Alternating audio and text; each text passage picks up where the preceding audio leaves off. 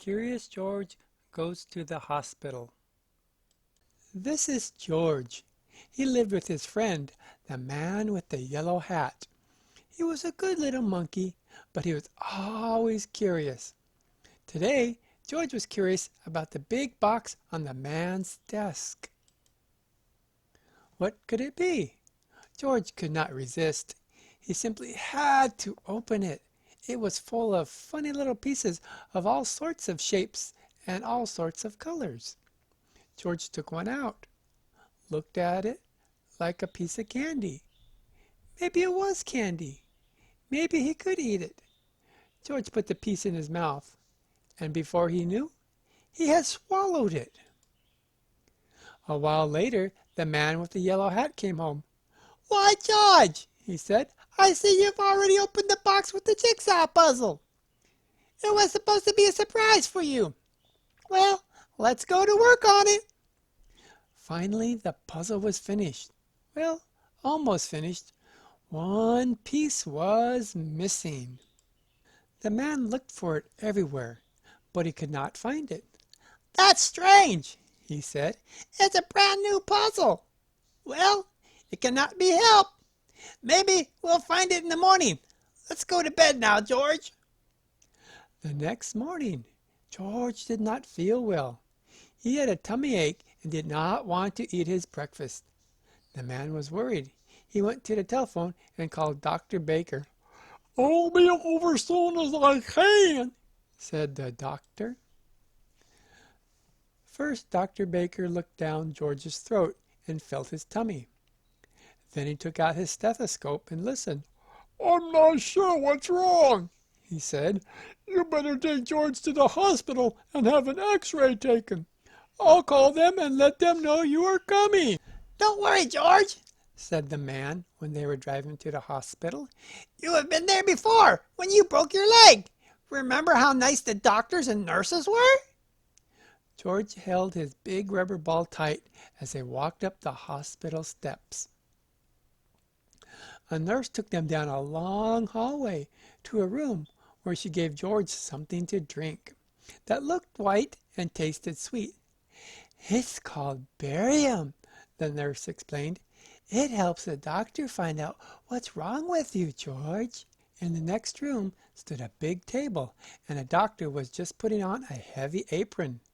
Then he gave the man one just like it. George was curious. Would he get one too? No, he did not. "You get that on the table, George," the doctor said. "I'm going to take some x-ray pictures of your insides."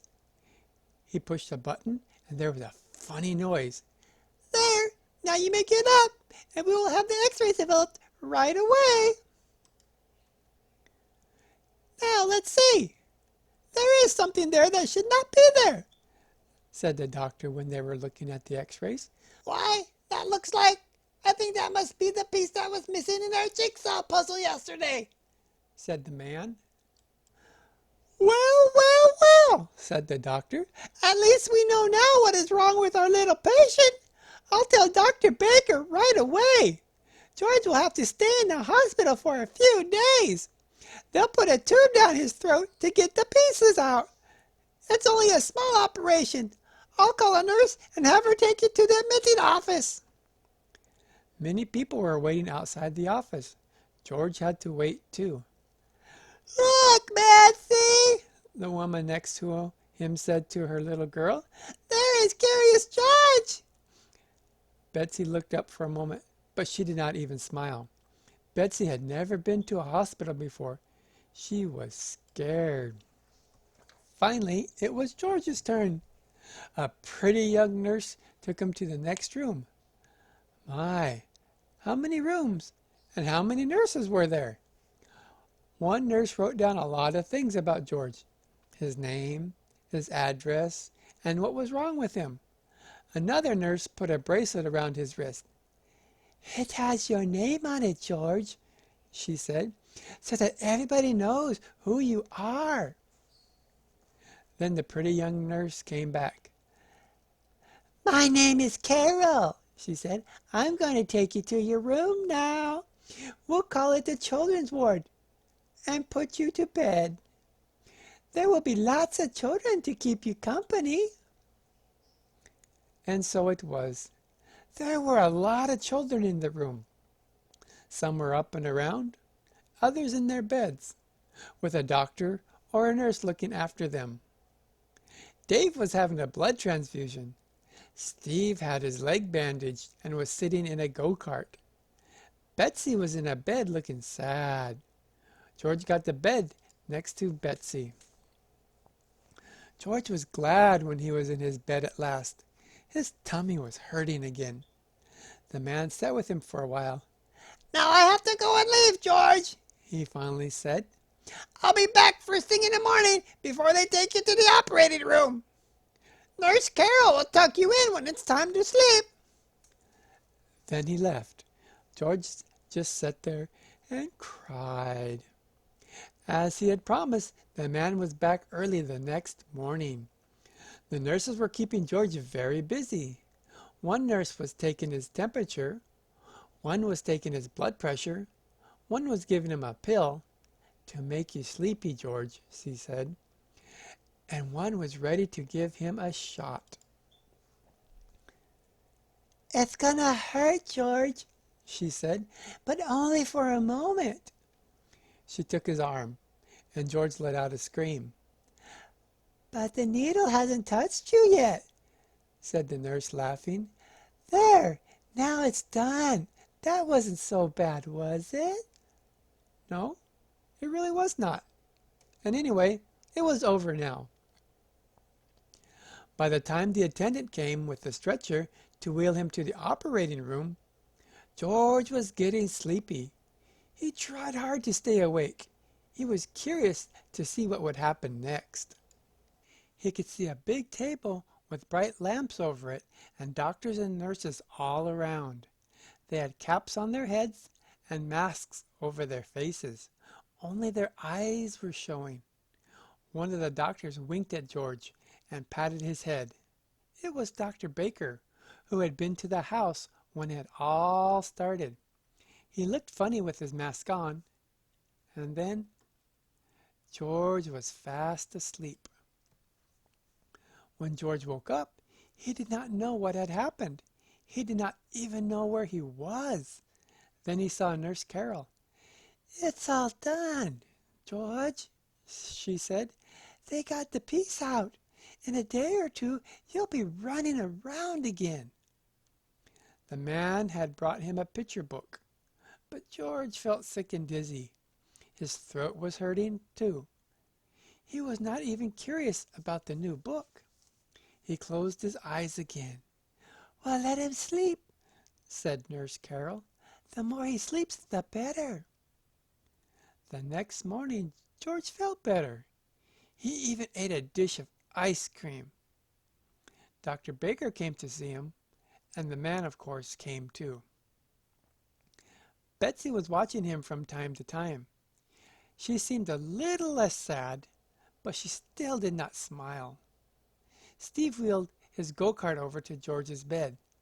"Tomorrow I can get up and try to walk," he said. "Boy, I can hardly wait." "I'll take you to the playground now, George," Nurse Carol said the next morning. "And in the afternoon, your friend will come and take you home." The playroom was full of children. A lady was showing Betsy how to use finger paint. There were all sorts of things to play with, even a puppet theater. And that was just the thing for George. He had 4 hands, so he could handle 4 puppets at the same time. George gave a real puppet show with a dragon and a clown and a bear and a policeman. The children laughed and shouted, and even Betsy, for the first time, smiled a little bit. There was a TV set in the playroom, and also a record player. George was curious. If he climbed on the record player and turned the switch, would it go round and round like a real merry-go-round? It did! It started slowly, Then it went faster and faster, and whoopee! George had lost his balance and was sailing through the air. Luckily, George landed on a soft cushion. The children cheered, and Betsy smiled again. George was so funny. But then the play lady picked George up. "That's enough for now," she said. "You better take a nap before lunch. We have a big day ahead of us. The mayor is coming to visit the hospital today, and later on you'll be able to go home, George." When George woke up, Steve was just taking his first steps. A nurse was helping him, and the children were watching, the go-kart standing there empty. George was curious. He looked at it. Then he climbed into it. Then he grabbed the front wheels, and then, while nobody was looking, he wheeled the go-kart right out of the room. George could make the go-kart go very fast. This was fun. Down the hall he went. By now the nurse had noticed that he was gone and came running after him. "George! George!" she shouted. But George was too excited to listen. He wheeled around the corner and down the ramp to the floor below, where some men were busy pushing lunch carts, and a lot of doctors and nurses were showing the mayor around. George tried to stop, but it was too late. Wham! The go-kart landed right in the middle of everything. Lunch carts tumbled. Spinach and scrambled eggs and strawberry jam were all over the floor. People fell over each other, and George was thrown out of the go-kart and landed right in the mayor's arms.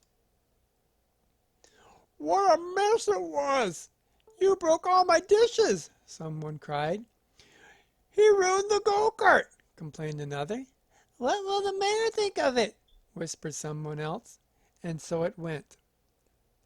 Suddenly everyone looked up and listened.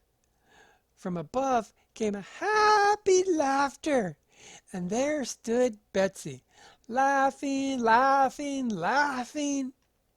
Then the children joined in, and then the mayor started laughing, and finally everybody just laughed and laughed. Everybody, that is, except George. Betsy came running down the ramp, threw her arms around George, and kissed him. "Don't be sad, George," she said. "The whole thing was so funny. I've never laughed so much in my life. I'm so glad you were in the hospital with me." Now the director of the hospital spoke. "I'm sorry this happened, Mr. Mayor," he said, "but I think we'll just clean up the mess and be done with it. George," he went on, "you made a terrible mess, but you also made our sad little Betsy happy again, and that is more than any of us have done. And now I see your friend has come to take you home. So goodbye, George, and take good care of yourself." The children crowded around the window, waving goodbye, when George and the man with the yellow hat were finally leaving the hospital. As the car was turning into the driveway, Nurse Carol came running after them. "Here's a little package with something that belongs to you, George," she called. "But don't open it before you get home." George was curious. Well, who would not be?